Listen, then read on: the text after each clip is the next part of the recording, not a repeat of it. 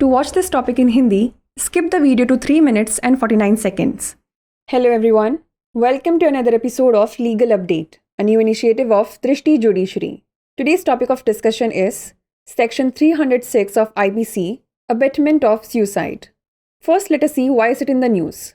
Recently, the Supreme Court ruled in the Naresh Kumar vs. State of Haryana case that the presumption under Section 113A of the Indian Evidence Act 1872 does not automatically apply if a person commits suicide within 7 years of their marriage. Let's look at the background of the case. In this case, Naresh Kumar, the appellant, whose wife Rani committed suicide, they were married on 10th May 1992 and had a daughter together. The prosecution argued that Naresh Kumar began demanding money from Rani shortly after their marriage, leading to her suicide due to harassment. Naresh Kumar was charged with abetting Rani's suicide under Section 306 of the Indian Penal Code. He was initially convicted by the trial court and his appeal to the High Court of Punjab and Haryana was dismissed. Subsequently, Naresh Kumar appealed to the Supreme Court, which ultimately allowed his appeal, overturning the previous decisions. The court's observations was as follows. The bench of Justices J.B. Pardiwala and Manoj Mishra stated that for Section 113A of the IEA to apply, evidence of cruelty is needed before presumption. In cases of abetment, the court requires convincing proof of incitement proximate to the suicide. Furthermore, the court emphasized that in cases of accusations for abetment of suicide, there should be clear and convincing evidence of incitement to commit suicide, and such actions should be closely linked to the time of the incident. Let us now know about Section 306 of IPC. This section pertains to the act of encouraging or aiding suicide. It stipulates that anyone who assists in the commission of suicide shall face imprisonment for up to 10 years, along with a fine. The essential elements for constituting an offence under Section 306 of the Indian Penal Code include the occurrence of suicide and the act of abetment. Let's discuss Section 113A of IEA. This section addresses the presumption regarding the abetment of suicide by a married woman. It establishes that if a woman commits suicide within 7 years of marriage, and evidence shows that her husband or his relatives subjected her to cruelty, the court may presume that the suicide was abetted by the husband or relative. The term cruelty in this section is defined in line with Section 498A of the Indian Penal Code. This section was introduced through the Criminal Law's Second Amendment Act of 1983. It mandates 2 conditions. The woman must have been subjected to cruelty by her husband or relatives, and the suicide must occur within 7 years of marriage. Let us look into some case laws. Uday Singh and others vs. State of Haryana. The Supreme Court emphasized that to convict under Section 306 IPC, it's crucial to establish the accused intent to commit the crime, ensuring clear culpability. Srimati Shanti vs. State of Haryana. The Supreme Court highlighted that mere suicide within 7 years of marriage doesn't automatically imply abetment unless cruelty is proven. The court holds discretionary power, considering all case circumstances before presuming abetment, providing an extra layer of protection. Before we wrap up, here's a question for you. When was Section 113A of the IEA introduced?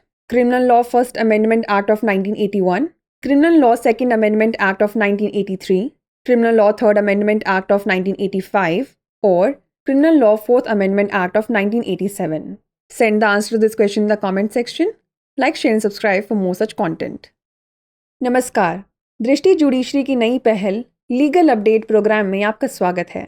आज हमारी चर्चा का विषय है IPC की धारा 306 आत्महत्या के लिए उकसाना। सबसे पहले जान लेते हैं यह चर्चा में क्यों है। हाल ही में सुप्रीम कोर्ट ने नरेश कुमार बनाम हरियाणा राज्य मामले में फैसला सुनाया कि यदि कोई व्यक्ति अपनी शादी के 7 साल के भीतर आत्महत्या कर लेता है तो भारतीय साक्ष्य अधिनियम 1872 की धारा 113A के तहत उपधारणा स्वचालित रूप से लागू नहीं होती है। आइए जान लेते हैं मामले की पृष्ठभूमि। इस मामले में अपीलकर्ता नरेश कुमार, जिनकी पत्नी रानी ने आत्महत्या कर ली थी, उनकी शादी 10 मई 1992 को हुई और उनकी एक बेटी भी है। अभियोजन पक्ष ने तर्क दिया कि नरेश कुमार ने शादी के कुछ समय बाद ही रानी से पैसे की मांग करना शुरू कर दिया, जिससे उत्पीड़न के कारण रानी ने आत्महत्या कर ली। नरेश कुमार पर भारतीय दंड संहिता की धारा 306 के तहत रानी को आत्महत्या के लिए उकसाने का आरोप लगाया गया था। शुरुआत में उन्हें ट्रायल कोर्ट द्वारा दोषी ठहराया गया था और पंजाब और हरियाणा उच्च न्यायालय में उनकी अपील खारिज कर दी गई थी। इसके बाद नरेश कुमार ने सुप्रीम कोर्ट में अपील की, जिसने अंततः पिछले फैसलों को पलटते हुए उनकी अपील को स्वीकार कर लिया।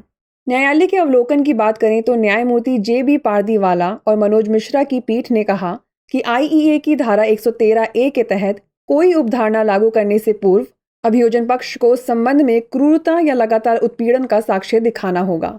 इसके अलावा अदालत ने इस बात पर जोर दिया कि आत्महत्या के लिए उकसाने के आरोपों के मामलों में आत्महत्या के लिए उकसाने के स्पष्ट और ठोस सबूत होने चाहिए और ऐसी कार्रवाइयों को घटना के समय से निकटता से जोड़ा जाना चाहिए। चलिए जान लेते हैं आईपीसी की धारा 306 के बारे में।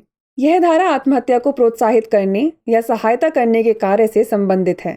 इसमें प्रावधान है कि आत्महत्या में सहायता करने वाले को जुर्माने के साथ साथ 10 साल तक की कैद का सामना करना पड़ेगा। भारतीय दंड संहिता की धारा 306 के तहत अपराध गठित करने के लिए आवश्यक तत्वों में आत्महत्या की घटना और उकसाने का कार्य शामिल है। वहीं आईए की धारा 113A की बात करें तो यह धारा एक विवाहित महिला द्वारा आत्महत्या के लिए उकसाने के संबंध में धारणा को संबोधित करती है। इसके अनुसार यदि कोई महिला शादी के 7 साल के भीतर आत्महत्या कर लेती है और सबूत से पता चलता है कि उसके पति या उसके रिश्तेदारों ने उसके साथ क्रूरता की है, तो अदालत यह मान सकती है कि आत्महत्या के लिए पति या रिश्तेदार ने उकसाया था। इस धारा में क्रूरता शब्द को भारतीय दंड संहिता की धारा 498A के अनुरूप परिभाषित किया गया है।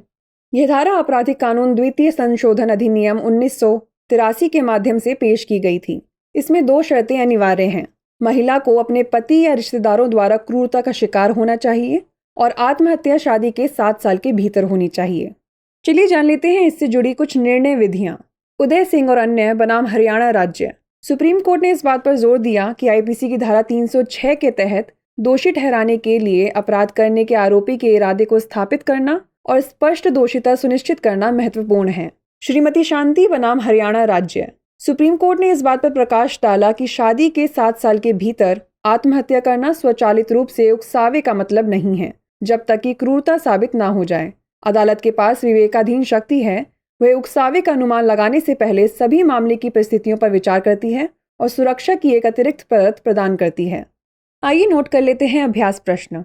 आईए की धारा 113A कब पेश की गई थी? आपराधिक कानून प्रथम संशोधन अधिनियम 1981, आपराधिक कानून दूसरा संशोधन अधिनियम 1983, आपराधिक कानून तीसरा संशोधन अधिनियम 1985 या आपराधिक कानून चौथा संशोधन अधिनियम 1987। इसका उत्तर हमें कमेंट सेक्शन में ज़रूर भेजिएगा। ऐसी और वीडियोस देखने के लिए लाइक, शेयर और सब्सक्राइब करना ना भूलें। धन्यवाद।